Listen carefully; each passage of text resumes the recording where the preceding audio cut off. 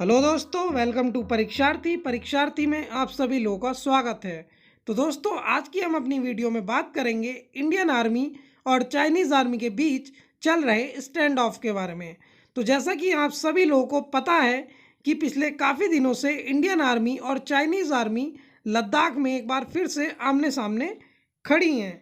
तो देखिए, इससे पहले हम लोग इस स्टैंड ऑफ के बारे में बात करें, इससे पहले हम लोग बात करेंगे कि आखिरकार इस तरह का स्टैंड ऑफ बार बार होता क्यों रहता है, यानी कि आखिरकार क्यों बार बार इंडियन आर्मी और चाइनीज़ आर्मी में झड़प होती रहती है।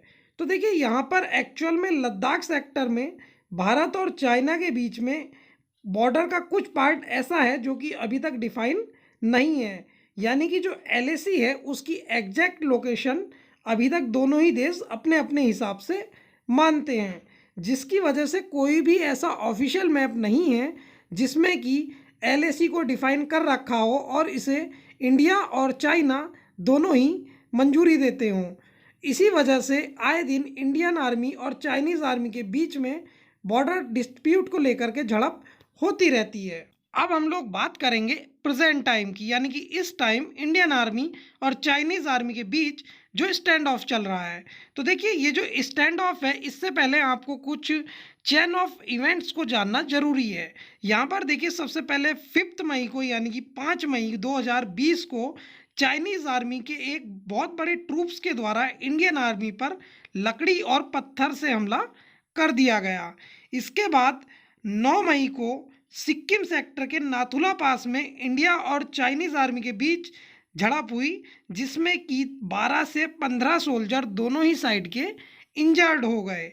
इसके बाद 21 मई को जो है वो चाइनीज़ आर्मी के कुछ ट्रूप्स लद्दाख सेक्टर के 3 से 4 किलोमीटर के अंदर आकर के बैठ गए, जिसके बाद ये स्टैंड ऑफ वाला जो सिनेरियो है वो क्रिएट हुआ। देखिए, अगर आप लोग सोच रहे हैं कि ये तो हमेशा ही होता रहता है, तो ये जो है इस बार हमेशा की तरह नहीं है।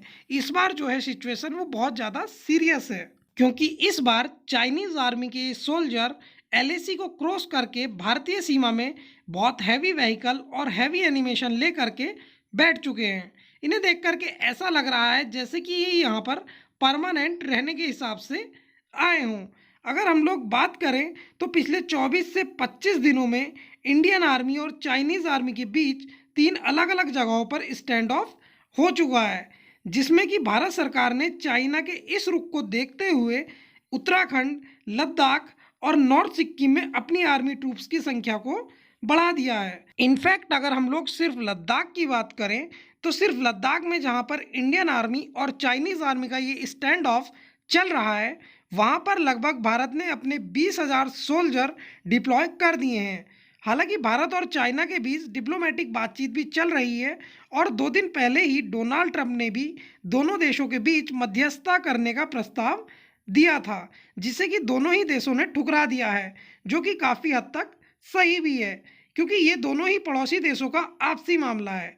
यहाँ पर किसी तीसरे देश की मध्यस्थता करने का मतलब होगा कि भारत पाकिस्तान के साथ चल रहे अपने बॉर्डर डिस्प्यूट पर भी किसी तीसरे देश को मध्यस्थता के लिए सहमति दे सकता है, जो कि भारत कभी भी नहीं चाहेगा। यहाँ पर डोनाल्ड ट्रंप ने अपनी प्रेस रिलीज में मध्यस्थता की बात करते हुए ये भी कहा कि भारतीय प्रधानमंत्री नरेंद्र मोदी चीन के इस कदम को लेकर के बहुत ज़्यादा खुश नहीं हैं। इसके साथ साथ 30 मई 2020 को, यानी कि कल को, अमेरिका के विदेश मंत्री ने भारत के विदेश मंत्री को फ़ोन करा और पूछा कि करंट सिचुएशन इस समय क्या है। इसके साथ साथ अमेरिका के विदेश मंत्री ने भारत से कहा कि वह हर तरीके से भारत के साथ खड़े हुए हैं। यहाँ पर अब इन सभी बातों के बाद जो एक सवाल निकलता है वो ये निकलता है कि स्पेसिफिकली इसी समय पर चाइना ने ये कदम क्यों उठाया। तो देखिए, इस समय पर चाइना के द्वारा ये कदम उठाए जाने के पीछे बहुत सारे रीज़न हो सकते हैं, जिसमें कि एक रीज़न ये भी हो सकता है कि कोरोना वायरस के कारण, क्योंकि इस समय चाइना में सभी फैक्ट्री और कंपनी बंद पड़ी हुई हैं, जिससे कि चाइना में भी रोजगार की स्थिति बहुत गंभीर हो चुकी है और चाइना की जनता चाइनीज़ सरकार से बहुत ज़्यादा रोष में है। कहीं चाइना की जनता जो है वो चाइनीज़ सरकार से विद्रोह ना कर दे या फिर तख्ता पलट जैसा कोई काम ना कर दे, इसीलिए ऐसे समय में जनता को एक साथ विश्वास में लेने के लिए देशभक्ति से अच्छी और कोई टैबलेट नहीं हो सकती है। और ये टैबलेट तो चाइनीज सरकार द्वारा एक वेल टेस्टेड टैबलेट है, जो कि 1962 में भी चाइना की सरकार ने चाइना की जनता को दी थी, जब 4 साल तक सूखा और भुखमरी से चीन की जनता का ध्यान हटाने के लिए चाइनीज आर्मी ने इंडिया के साथ युद्ध कर दिया था। लेकिन अगर शी जिनपिंग ने ये सब कुछ सिर्फ इसलिए किया है कि एक बार फिर से नेशनलिज्म की आड़ में चाइना की जनता उसे सपोर्ट करना शुरू कर दे और एक बार फिर से उनके पीछे आकर के खड़ी हो जाए, तो शी जिनपिंग ने सच में ये एक बहुत बड़ा गलत कदम उठा लिया है। क्योंकि इस समय चाइना के सामने वो 1962 वाला भारत नहीं है। इस समय भारत चाइना को मुंह तोड़ जवाब दे सकता है, जैसा कि वो एक बार पहले डोकलाम में ले भी चुका है। इसके सिवा भी ऐसे बहुत सारे रीज़न इस समय पर हैं जिन्हें लेकर के कि चाइना इस समय पर ये कदम उठा सकता है। जैसे कि चाइना इस समय साउथ एशिया में अपने इंफ्रास्ट्रक्चर को बहुत तेज़ी से बढ़ा रहा है। जैसे कि आप लोग नेपाल में देख सकते हैं कि इस समय चाइनीज़ कंपनी नेपाल के अंदर बहुत तेज़ी से अपना इन्वेस्टमेंट कर रही हैं और चाइना ये चाहता है कि भारत इस समय उसके इस अग्रेसिव रुख के अगेंस्ट किसी भी तरह का स्ट्रॉन्ग एक्शन ना लें। इसलिए हो सकता है कि वो ध्यान भटकाने के लिए भारत को एक तरफ से चाइनीज़ बॉर्डर पर उलझा के रखना चाह रहा हो। इसके बाद एक रीज़न ये भी हो सकता है कि चाइना जो है वो काफ़ी लंबे समय से एलएसी के अपनी साइड यानी कि इंडो चाइना बॉर्डर के अपनी तरफ अपनी आर्मी के लिए इंफ्रास्ट्रक्चर को डेवलपमेंट करने में लगा हुआ है, जिससे कि चाइना की पोजीशन इस समय काफ़ी मजबूत होती जा रही है। लेकिन पिछले कुछ सालों से भारत ने भी इंडो चाइना बॉर्डर के ऊपर अपने इंफ्रास्ट्रक्चर को बहुत तेज़ी से बढ़ाना शुरू कर दिया है। तो हो सकता है कि चाइना भारत को ऐसा करने से रोकने के लिए उसके ऊपर दबाव बना रहा हो। तो दोस्तों, इस समय पर चाइना ने चाहे किसी भी रीज़न को लेकर के अपना ये मूव चला हो, लेकिन हर तरीके से चाइना का ये कदम चलना इस समय पर सिर्फ और सिर्फ गलत साबित होने वाला है। क्योंकि इस समय पर यह मामला अब दोनों ही देशों के लिए एक नाक का सवाल बन चुका है। क्योंकि अगर आप लोग देखें तो चाइनीज़ आर्मी अगर पीछे हटती है तो इससे पहले भी चाइनीज़ आर्मी डोकलाम में भारतीय सेना के सामने पीछे हट चुकी है। और अगर चाइनीज़ आर्मी इस बार फिर से वही करती है तो इंटरनेशनल लेवल पर ना कि सिर्फ चाइना की बहुत ज़्यादा बेइज्जती हो जाएगी, बल्कि चाइनीज़ जनता का भी भरोसा शी जिनपिंग के ऊपर से उठ जाएगा। और अगर यहाँ पर भारतीय आर्मी पीछे हटती है तो ज़मीन हाथ से जाती है।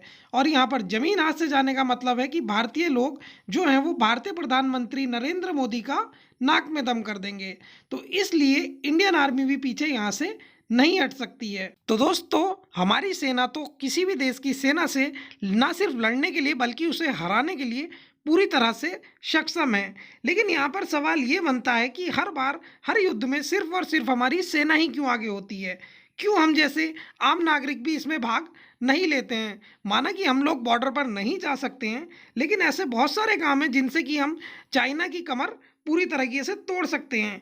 जैसे कि आप और हम लोग मिलकर के चीन से हर साल लगभग 6 लाख करोड़ रुपए तक का सामान खरीदते हैं और हमारे द्वारा दिए गए इसी पैसे से चाइनीज सरकार अपनी आर्मी के लिए हथियार और एनिमेशन खरीदती है। यानी कि यहाँ पर आप लोग ऐसा समझ सकते हैं कि अगर आप लोग एक मेड इन चाइना वाला प्रोडक्ट खरीद रहे हैं तो आप लोग अपने देश के बॉर्डर पर खड़े हुए एक सैनिक की मौत खरीद रहे हैं। तो दोस्तों, क्यों ना इस बार अपनी आर्मी के साथ हम भी ये युद्ध लड़ें। इस बार क्यों ना हम भी एक बॉयकॉट मेड इन चाइना अभियान शुरू करें, जिसकी शुरुआत हम अपने आप से करें। सबसे पहले हम अपने आप पे ये प्रण लें कि हम आज से कोई भी मेड इन चाइना वाला प्रोडक्ट नहीं खरीदेंगे। जितना हो सके इस वीडियो को शेयर करें और अगर आप लोगों को ये वीडियो भी शेयर नहीं करना है तो एक बायकॉट मेड इन चाइना अभियान शुरू करें, जिसके तहत आप लोग सभी अपनी सोशल मीडिया पर boycott made in China product डालें।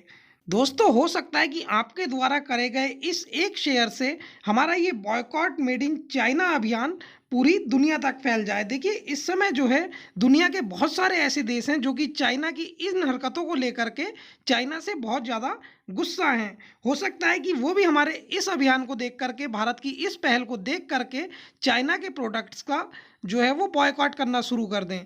तो दोस्तों, जितना ज़्यादा हो सके इस वीडियो को शेयर करें। वीडियो पसंद आई हो तो वीडियो को लाइक करें तथा हमारे चैनल परीक्षार्थी को सब्सक्राइब करना ना भूलें। थैंक यू दोस्तों, I really appreciate your time.